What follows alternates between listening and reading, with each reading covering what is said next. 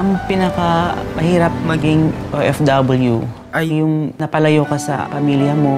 Hindi ako nakauwi ng matagal kasi yung father ko may sakit. Hindi na siya nakakakita. Yung perang ibabakasyon ko, Papadala ko na lang sa kanila para panggamot nila. Pag winter ay ang hirap. Kahit masama ang pakiramdam mo, pipilitin mong bumangon. Hindi ako basta makauwi kahit gustong-gusto ko. Meron po akong binabayarang bahay buwan-buwan at ang aking mga anak, sa aking lahat sila umaasa. Malungkot kasi ako lang mag-isa. Hindi ko nakita ang bunso ko na iniwang ko 1 taon lang siya.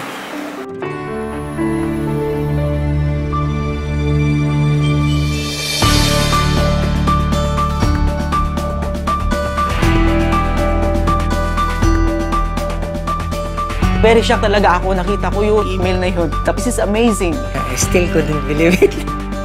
Ay, hindi ako magkaintindihan kung ano gagawin ko. Makikita ko ng pamilya ko.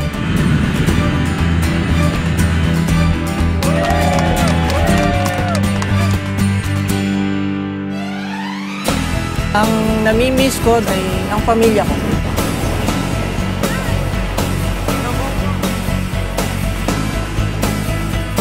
Yung pinaka-miss ko sa Pilipinas ay yung pag-celebrate natin ng Pasko.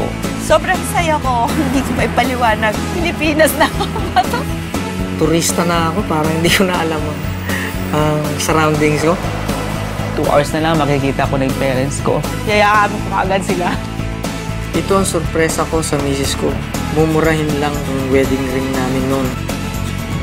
Wala kayong kamalay-malay mga anak ko. Nandito na ako. Lapit na.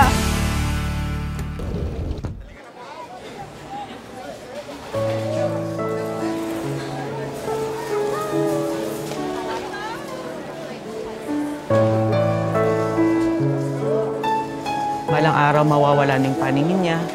Gusto kong pagbalik ko ng Pilipinas, magkita pa ulit kami.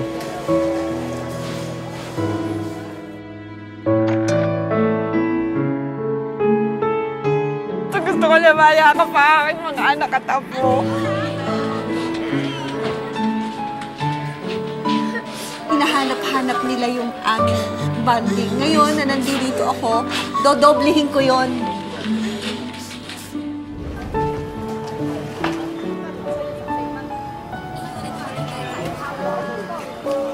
Nung umalis ako, yung bunso ko, 1 year old.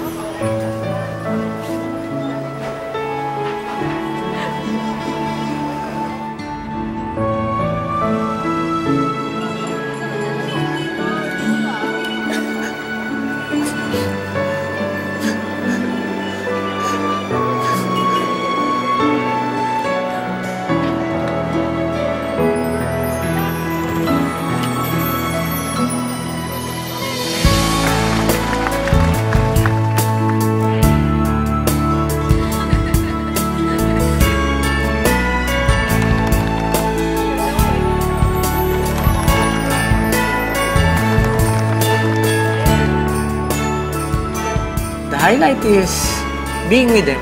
It's no longer a dream now. It made Christmas meaningful. At last, nabuo kami. Masayang-masaya ako. This is a perfect gift for Christmas talaga. I'm Joey Doble. Ako si Leonie Villanueva. Ako si Jo Marie Balion. Ito yung happiest moment in my life.